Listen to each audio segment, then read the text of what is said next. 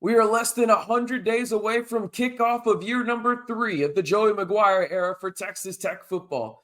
In today's video, I'll discuss my 5 biggest storylines for Texas Tech football on the offensive side of the ball and why I think you could see the tight end position much more involved. And has the offensive line gotten better, or is it just older? Hey, how's it going, everybody? It's RC Maxfield here for the Back to 12 podcast. If you haven't already, be sure to like the video, hit that subscribe button, and turn on that notification bell to join the largest and most interactive group of Texas Tech fans here on YouTube. Over 10,000 strong. We're going to be getting some more football content here on the channel as well. So if you want to stay in the know on all things Texas Tech football on the gridiron or off of it, you know what to do. Like the video, hit that subscribe button, and turn on that notification bell. All right, before we get started, though, I want to hear from you guys because, again, I have my 5 biggest Texas Tech football offensive storylines in 2024 in today's video. I want you to give me your one biggest storyline for the Texas Tech offense in 2024. I think I know where you guys are going to go because I'll be honest, my number one is pretty obvious because it's the most important one. But I want to hear from you guys and let me know if y'all agree with me down in the comments below. All right, let's jump right into this starting at, number 5. We'll work our way from 5 and go to 1. See it at the bottom of your screen right there. Who emerges as RB2? I think that's a huge question because you think about the load that Tahj Brooks had last year in terms of just he was the offense for long stretches of time for Texas Tech. And there's a multitude of reasons for that, whether that was the offensive line, whether that was the quarterback being hurt and really fighting through that, or just the wide receivers not being able to separate and create space for the said quarterbacks. Tahj Brooks was a damn superstar last year. He's going to have to be that again this year, but there's ways to limit his workload and still allow him to be effective.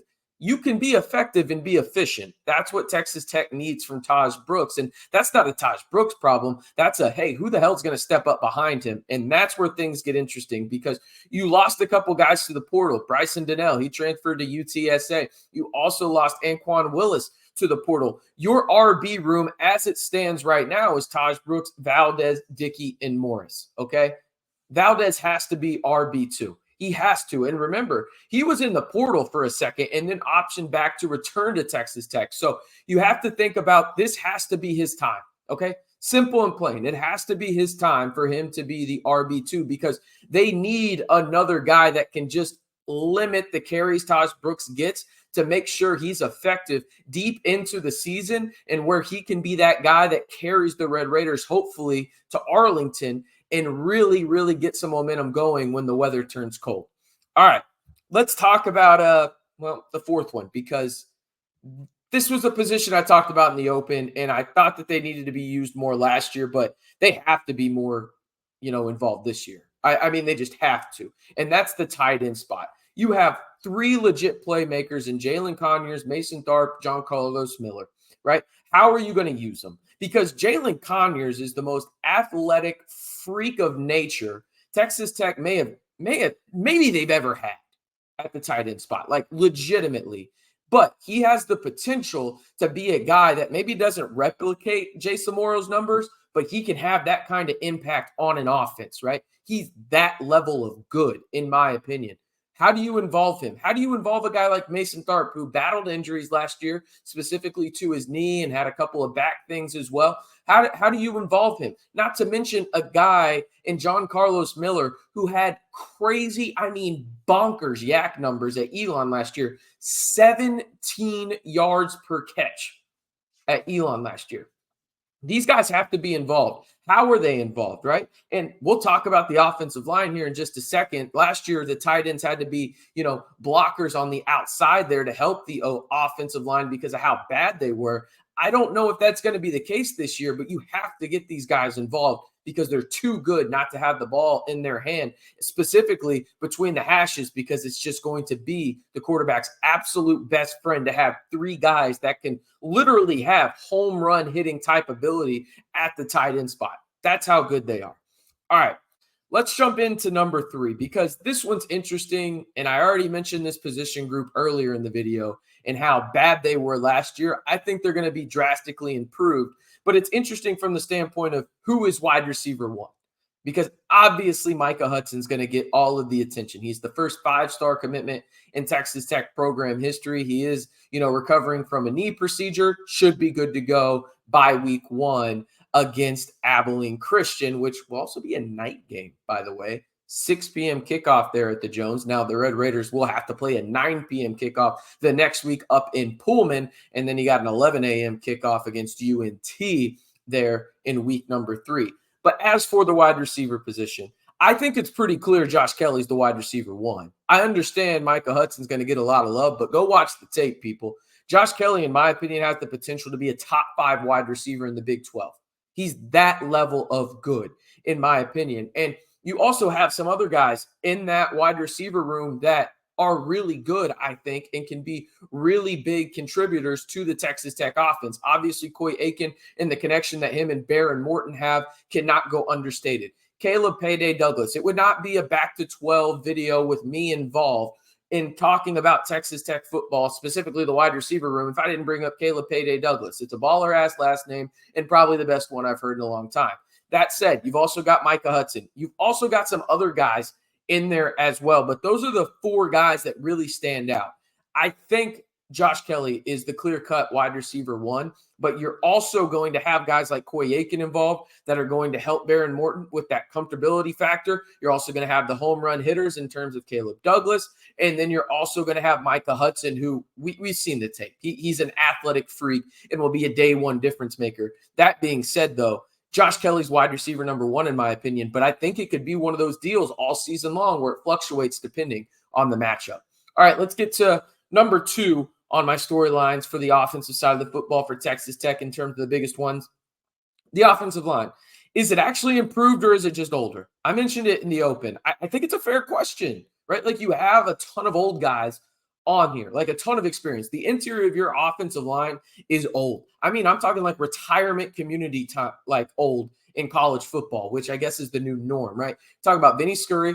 He will be at left guard. He is the transfer from Toledo. You got Davon Carter from Memphis. He's either going to play center or right guard for Texas Tech. And then you've got Caleb Rogers coming back. All of those guys are super seniors, okay? So you've got guys that are 23, maybe even 24 years old playing in the interior of your offensive line. You got Ty Buchanan on the right side as of right now. But the thing is this, who the hell is going to play left tackle, right? You got Sterling Porcher. He transferred in from Middle Tennessee State. You've also got Maurice Rodriguez from the JUCO ranks. You've got also some other guys that were already on the roster that are trying to take that step up and elevate for Texas Tech.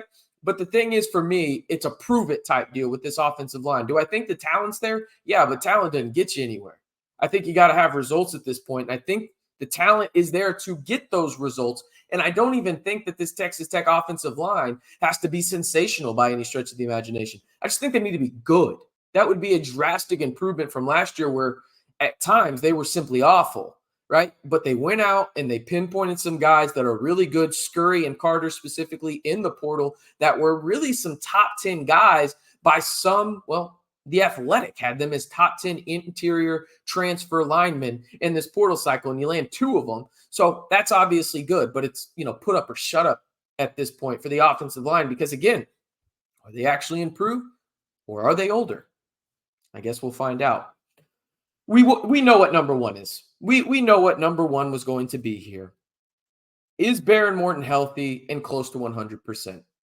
That's the biggest storyline for Texas Tech. I mean, this was the clear-cut number 1 option here.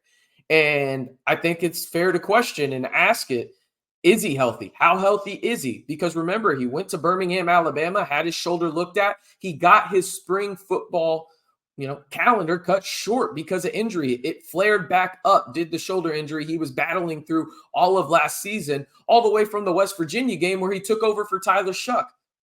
So you have to think about this. If you are Texas Tech, who's QB2, right? Well, Joey McGuire has already announced his West Georgia transfer, Cameron Brown. He's QB2. You've got Will Hammond on there. You've got Jake Strong as well. But does Brown, Hammond, or Strong come in for a starting role for the Red Raiders at all this season? Because I truly believe if Texas Tech wants to reach their ceiling, Behren Morton has to play 10-plus games. It's that simple. You think about just the ridiculous just ring around Texas Tech has had in terms of cycling in and out quarterbacks, what seems like 3 a year for the past 3 years, because, well, that's what's actually happened. Texas Tech has started 3 quarterbacks at least one game over the last 3 years. They have not been able to stay healthy. Now you have Behren Morton, who is going through the offseason and still having some lingering effects from that shoulder injury. How close to 100% is Behren Morton going to be this season? And how effective is he going to be on the deep ball? How much zip is there going to be? Because you went out, if you're Texas Tech, and addressed major needs in the portal. You went out and got guys at the wide receiver position. Check. You went out and got playmakers at the tight end position. Check. You got guys on the offensive line that should help you be better up front. Check. And not to mention, this isn't the portal, but you get Tahj Brooks back. Check. That's 4 things that go and help your quarterback. Now you have to have a guy that's healthy, and it has to be Behren Morton, because, again, I don't think Texas Tech can reach their ceiling whatsoever if Behren Morton is not healthy. I just don't believe they can do so, let alone as an offense, but as a team.